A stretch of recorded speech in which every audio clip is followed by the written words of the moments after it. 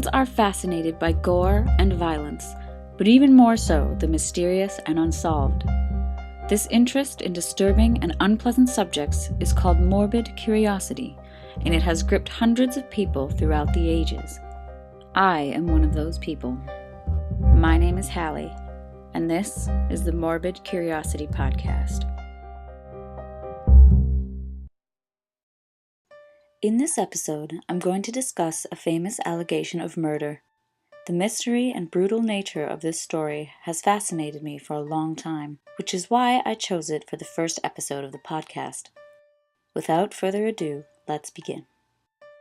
The day was hot in the small town of Fall River, Massachusetts. It was August the 4th, 1892, and the social climate was on a downhill slope. The streets were full of horses, and the river full of raw sewage. In the 100-degree weather, the stink must have choked the inhabitants. Business was no longer booming, and financial tensions were running high. In February of that year, James McDougall was shot 5 times by his son during an argument over money.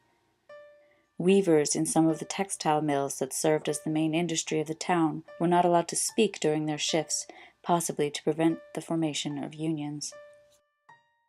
Not only money was short, the local police were enforcing strict regulations on the sale of alcohol, making it hard for people to drink their sorrows away. Without alcohol, people turned to other, more violent forms of entertainment. Rat baiting was on the rise, a blood sport which involved putting terriers into pits with rats and seeing how fast the dog killed them. Cockfights to the death were also growing in popularity. This was the environment in which our story takes place. That August morning, at around 9:30 a.m., Bridget Sullivan, a maid, was cleaning the windows of her employer's home on 92 2nd Street. She had not been feeling well since breakfast. None of the family was well, in fact, possibly due to a meal of mutton that had gone off, but was consumed anyway to avoid the purchase of more meat. While she washed the windows, Bridget could see her employer's 32-year-old daughter, Lizzie, sitting out on the porch in the shade as she toted water back and forth to wash the windows. Completing her work outside, Bridget moved indoors to clean the windows from the inside. The work had been requested by her employer's wife, Abby, that morning at breakfast. After a few moments of work, Lizzie appeared. She told Bridget that Abby had received a note from a sick friend and had left the house to visit them. She also mentioned excitedly that there was a dress sale happening in town. Bridget was interested, and Lizzie encouraged her to go. Bridget, however, was not yet finished with the windows. Smiling vaguely, Lizzie left Bridget to her work. Sometime later, there was a knock on the door. Andrew Jackson Borden, Bridget's employer and Lizzie's father, had returned from his business in town. Bridget unlocked the door to let him into the house. Mr. Borden required all doors to be locked inside and out at all times. As she opened the door, Bridget heard a laugh from upstairs. Moments later, Lizzie appeared and greeted her father. She told him about the note, and Abby going to visit her friend. Mr. Borden, also feeling unwell after days of bad mutton and a stressful morning at the bank, retired to the lounge for a nap on the sofa. Her window washing done, Bridget left for her own room in the attic to do the same. Sometime later, Bridget awoke to the sound of screams. Lizzie was calling to her from the lounge. When Bridget entered the room, the sight horrified her. Blood was pouring out of 10 deep gashes on Mr. Borden's face. The floor beneath where he lay was soaked with it. Red was spattered across the walls, the sofa he lay on, the painting above it, and all across the ceiling. A detail that stuck with Bridget, and many who viewed the scene after her, was the fact that one of his eyes had been struck cleanly in two. Lizzie calmly sent Bridget for the family physician, Dr. Bowen, who lived across the street. Bridget pounded on the door, but there was no response. Not knowing what else to do, she returned home. Lizzie then sent her for a neighbor and close family friend, Alice Russell, who in turn sent for the police. By the time the police arrived, a crowd had formed outside the house. When asked by the police where her mother was, Lizzie replied that Abby was her stepmother. She told them that her real mother had died when she was a child. This calm correction sparked suspicion in the officer with whom she spoke, but he did not act on it. Lizzie then described the note from Abby's sick friend, but mentioned that the last time she had seen her stepmother was in the guest bedroom, changing the sheets after John Morse, Lizzie's real mother's brother, had left the house with Mr. Borden that morning. Together, Alice and Bridget went upstairs. From the landing, a second horrible sight met their eyes. Abby Borden was face down on the floor of the guest bedroom, the back of her head completely caved in. The pillow sham in her hand, her clothes, the walls, and the chair next to her were spattered in blood. Her long braid, hacked off in the violence of the attack, lay beside her. Over the next few days, the police and close family friends went in and out of the house, collecting evidence and asking questions. Lizzie's older sister Emma returned from Fairhaven, where she had been visiting friends, to find her home in mourning. Protective of her younger sister and desperate for answers, she proposed a $5,000 reward for anyone with information about the murders. No one came forward. The police searched the house, but haphazardly so. Forensics, still a new science at the time, was applied to the scene of the murders. It was determined that the weapon used against Mr. Borden was likely a hatchet. It was also proposed, due to the pattern of the blood on the walls, that the weapon had broken during the carnage, the hatchet head separating from its handle. A hatchet missing its handle was found in the basement, but it was not collected until a few days later. During the trial that followed, one officer said the handle was found next to the hatchet head. Another said the handle was never found. It was, however, noted that ash had been scattered over it, as if an attempt to resemble dust. Lizzie and Emma's rooms were inspected, but not thoroughly. A dress, supposedly the one that Lizzie had worn that day, was collected. There was some question later as to if this really was the dress she had worn, but Lizzie insisted that day that it was. Throughout the entire investigation, Lizzie remained calm and detached. It soon came to light that she was the only person in the house when Abby was murdered. There was a small time frame between breakfast and the time Lizzie had been seen on the porch by Bridget. The note she had mentioned was nowhere to be found, and no friends claimed to have sent such a note to Abby. On top of this, Lizzie seemed unaffected by the brutal nature of the murders, and held that she had never got on well with her stepmother. It was a well-known fact in Fall River that Andrew Borden was not well liked. At the time of his death, his net worth was around $10 million in today's money. Despite this wealth, he was frugal to a fault. While the town and the rest of the state was suffering an economic downturn, he was blossoming, becoming the head of one of the town's largest banks. He also owned a fair amount of property, renting apartments to the people who worked in his textile mills. He was so miserly that when he gave his workers a wage increase, he also increased their rent. In this way, Mr. Borden made many enemies, and some residents of Fall River believed Abby and Andrew were killed for this reason. But Andrew Borden's miserliness extended to his own family. He refused to pay for indoor plumbing in his own house, and instead of living in the wealthy part of town, an area he could definitely afford, he chose to live near his textile factory, in a house that had been cheaply converted from a duplex to a single-family home, which was kept locked at all times, due to his fear of robbery. Lizzie and Emma had been constantly restricted in their purchasing. They had been heard on many occasions to complain about this lack of expenditure. Because of her cold and erratic behavior after the murders, and the fact that she and her sister would benefit financially from the death of their father, police suspicion turned toward Lizzie. Even though they had no murder weapon and no blood had been found on Lizzie's clothes, the police believed that she was the murderer. When Alice came forward, saying that she had seen Lizzie burning a dress in the kitchen just days after the murder, it seemed their suspicions had been proven true. On August 8th, an inquest was held in which Lizzie Borden was brought to testify without her attorney. She was unable to keep her story straight, at one time saying she had been ironing during the time of her father's murder, and another time saying she'd been in the barn searching for lead sinkers for a fishing trip she had planned. When questioned about the burning of her dress, she claimed it had been stained with paint, and she was only disposing of it. She was also adamant that she and her stepmother never got along, and that both she and her sister referred to her as Mrs. Borden instead of Mother.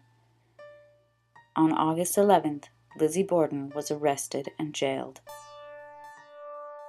At first, the town of Fall River supported Lizzie, saying a well-bred woman who taught Sunday school and associated with others of high society could never commit such ghastly murders. At the time, women were considered the weaker sex, incapable of even conceiving of such an act. But as the details of Lizzie's lack of feeling about the murders and her cold demeanor toward her mother came out, gossip began to circulate. It came to light that Lizzie had been accused of shoplifting on more than one occasion.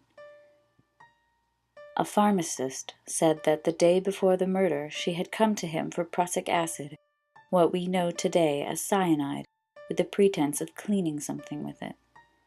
Though he had not sold it to her, her attempt did nothing to quell the police suspicions. Evidence of tension in the Borden house began to mount as the police tried to put together a case substantial enough for trial by grand jury. Dr. Bowen reported that Abby had come to him the day before the murder, ranting that she thought the family was being poisoned by one of her husband's enemies. The milk within the house was tested, but no poison was found. When questioned about Lizzie's relationship with her stepmother, Bridget told police that at first the two women were cordial, but that neither Emma nor Lizzie tended to eat their meals with their parents. It was also revealed that a few months before the murder, Abby had wanted to make a pigeon pie. Mr. Borden obligingly killed a flock of pigeons that he kept in the family barn. Lizzie, however, had considered these birds as her pets and was extremely upset. A family argument in June prompted both sisters to take extended vacations away from their parents. A week before the murders, Lizzie returned early, but even then she chose to stay in a rooming house for the first 4 days of her return, rather than go home. Something was making her hesitate to return. Lizzie's trial in front of a grand jury took place on June 5, 1893, more than a year after the murders had taken place. Lizzie had remained in jail, treated as guilty before her trial had even begun. It was because of this malpractice of the law that the judge threw out the testimony she had given at the inquest. His reasoning was the testimony had been given under duress and without an attorney. The pharmacist's testimony about the prussic acid was also thrown out.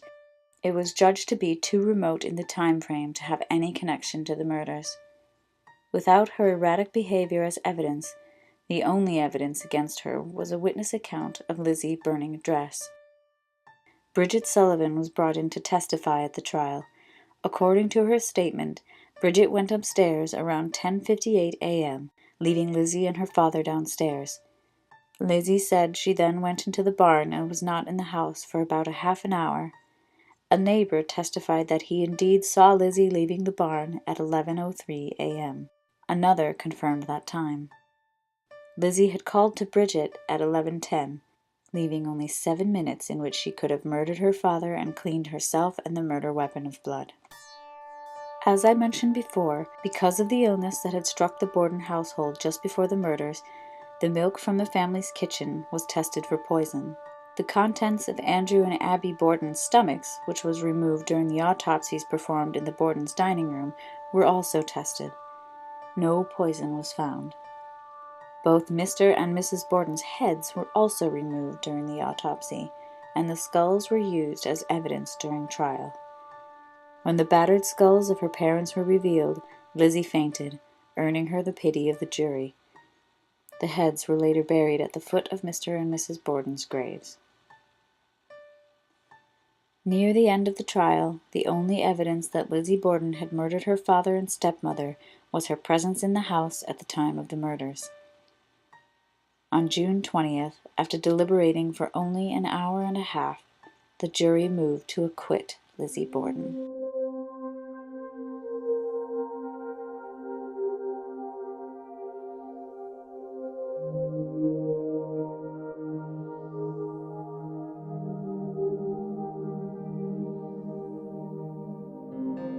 No one else was ever formally accused. A similar axe murder did occur in Fall River between the time of the Borden murders and the trial. This might have removed suspicion from Lizzie during that time frame, but the perpetrator of the other murder was proven to be out of the country when the Bordens were killed. Did Lizzie Borden escape justice? Did she kill her father and stepmother and get away with it? At first, I thought so. There seemed to be no other logical explanation. She was in the house at the time of the murders. Her account of her whereabouts that day didn't add up. She burned a dress that could have been stained with blood, and she was cold and unfeeling during her trial. These are not the behaviors of an innocent person. If she did kill them, why? Perhaps she was finally so frustrated by being part of the upper class and still unable to live like the rest of them in opulent houses with nice clothing and indoor plumbing that she finally snapped. Trying to be normal or keep up appearances amongst peers is often a cause of stress today. I imagine it was the same in 1892, if not more stressful. Small-town gossip can be brutal, and being an outcast amongst peers is never easy. Other theories as to why Lizzie might have done it involve forbidden love, abuse, and of course, money. Ed McBain, a mystery author, proposed that Lizzie and Bridget may have been caught having a romantic tryst by Mrs. Borden. McBain theorized that perhaps Mrs. Borden's reaction was so negative that Lizzie, in a fugue state, killed her. When her father came home, Lizzie confessed to the murder, and when he grew just as furious, Lizzie killed him too. Bridget then could have disposed of the murder weapon. Another theory speculates that Lizzie was physically and sexually abused by Mr. Borden for years, and the day of the murder was the day she lashed out against him.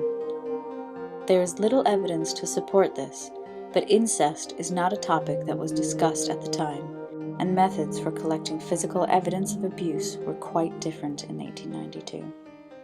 As I read the trial transcripts, the conflicting stories, the contaminated crime scene, the utter lack of evidence, doubt grew in my mind. There was no indoor plumbing, so even if Lizzie killed her parents naked, as has been suggested for the reason she had no blood on her, how could she have cleaned herself up in the 7 minutes that passed between her father's murder and her call for Bridget? How could she have also cleaned the axe and planted it in the basement, complete with ashes sprinkled over it to look like dust in those 7 minutes? That would have taken a massive amount of planning. It's true she acted strangely from the time of the murder to her trial, but perhaps there is another explanation for her behavior. She may have been in shock. She was the first person to find the body of her father, and the blood was still wet when she saw him. That scene could bring some people to hysterics, but others react differently, growing numb and despondent instead. Her world had been torn apart. There is no way to predict how someone will act when something like that happens. Also, Mr. Borden may have been strict and frugal, but he loved his daughters and they loved him. Every day he wore a pinky ring given to him by Lizzie at the age of 15. He sold property to his daughters for $1 and bought it back from them for $3,000. He covered up for Lizzie's shoplifting by paying for everything, saving her from scandal. It's true she could have done it, but there is enough doubt to make me and the jury think twice. They did the lawful thing by acquitting Lizzie Borden. She may have done it, but there wasn't enough evidence to prove it. But if Lizzie didn't do it, who did? There are several theories that propose other suspects. William Borden was an apple farmer who lived several miles north of Fall River. He was called a cousin, but was suspected to be Mr. Borden's illegitimate son, though the Bordens denied the rumor. William was considered touched, which at the time meant mentally deficient in some way. He constantly ranted about a rich man and wealth that would one day be his, all while cradling his favorite object, a hatchet. He treated the hatchet and spoke to it like a friend. His life was a hard one. He spent a short time in an insane asylum, but later poisoned and then hung himself in a barn in 1901. His whereabouts were unknown on the day of the murders. If you asked me, I would say there are a lot of suspicious similarities between William and the murders. Perhaps Mr. Borden's generosity to Abby Borden's relatives instead of his own daughters was the last straw for Lizzie's sister, Emma, who, having established an alibi at Fairhaven, Massachusetts, about 15 miles away from Fall River, could have gone secretly to the house to commit the murders and then returned to Fairhaven just in time to receive the telegram informing her of the murders. Or perhaps something about Mr. Borden's business dealings with John Morse, who rarely met with the family after his sister died, but came to stay with them the night before the murders, might have triggered Lizzie or John himself to lash out. Despite all these theories, there isn't enough evidence to say who murdered Mr. and Mrs. Borden. If forensics at the time of the murders had been what they are today, it's very likely this case would have been solved. Because this incident has captivated hundreds since its occurrence, many adaptations of Lizzie's story have been produced in books, television, art, and film. A novelization of the entire incident was written by Elizabeth Engstrom and titled simply Lizzie Borden. This artistic adaptation is based on the theory of abuse and the totalitarian rule of Andrew Borden as the motive for his death by Lizzie's hand. Another adaptation of Lizzie's story is The Secrets of Lizzie Borden by Brandy Purdy. Purdy creates a literary portrait of the woman behind the unthinkable crime by examining the resentment that must have been felt by Lizzie and Emma toward their father for his frugality, despite their wealth.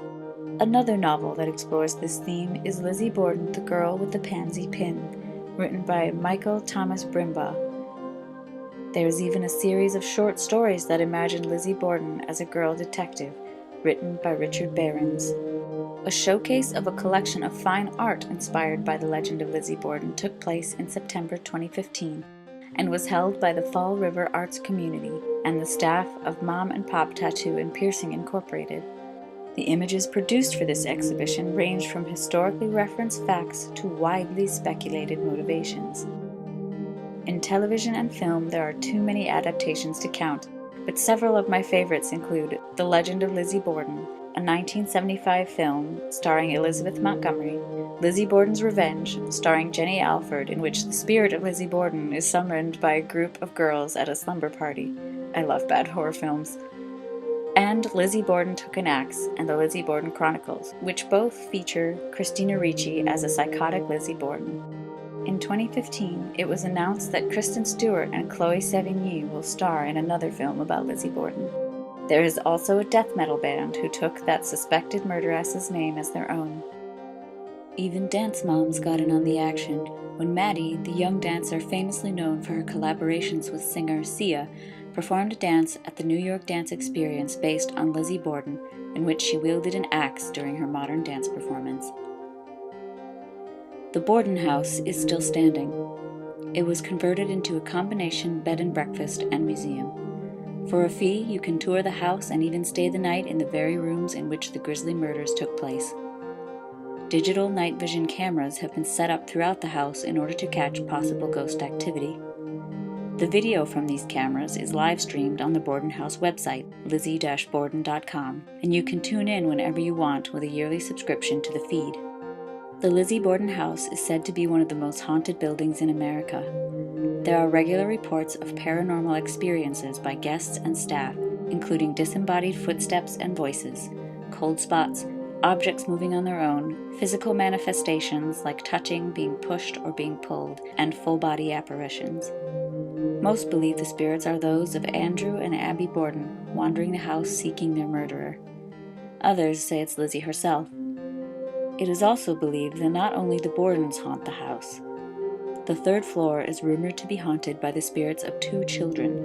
In 1848, in the house next door to the Borden home, another family was the victim of a double murder.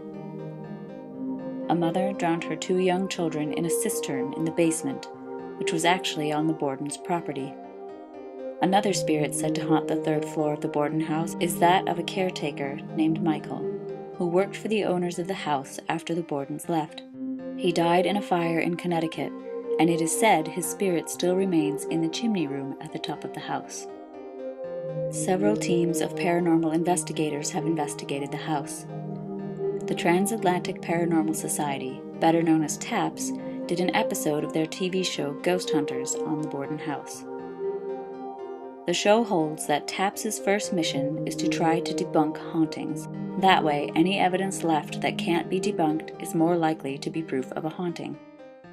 Their investigation took place when the house was being renovated, an event that is said to bring out ghost activity. The instruments used for their investigation included temperature sensors, digital voice recorders, night vision cameras, and electromagnetic field detectors. If you're new to ghost hunting, these devices are all considered to be the standard instruments of paranormal investigation. A loud bang was heard on the third floor during TAPS's overnight investigation, but it turned out to be an air conditioner turning on and off. The team concluded that most of the occurrences that have been reported are ambiguous and not necessarily related to the murders that took place in the house, but they would be open to further investigations in the future. In an episode of Monster Quest, another team of investigators used similar equipment to TAPS to try and catch ghostly activity in key areas such as the bedrooms, the basement, and the third floor, but added to their investigative devices was an infrared camera. The final analysis of the video evidence collected during the investigation revealed nothing out of the ordinary until the review of the footage from the infrared camera. The bottom of a toy chest in the chimney room appeared hot to the touch, and a cold spot was visible in Bridget's attic room. The audio recorders also seemed to have caught voices. One of these was determined to be audio white noise when analyzed by a voice recognition expert, but a sound picked up in Lizzie's own bedroom did appear to be a male human voice. The narrator of the episode stated that it may not be proof beyond a doubt, but that something strange is still going on at the Borden house. Smaller groups and individuals have also investigated the house. Many of these investigations can be found on YouTube if you're interested. Just search Lizzie Borden and Paranormal. One group, Lawson Paranormal, are on their 4th visit to the house, believing to have made contact with Lizzie herself during their last visit. We are all captivated by Lizzie Borden. The murders of her father Andrew and stepmother Abby Borden to this day remain a gruesome mystery that may never be solved, and that is why it brings out the curiosity in us.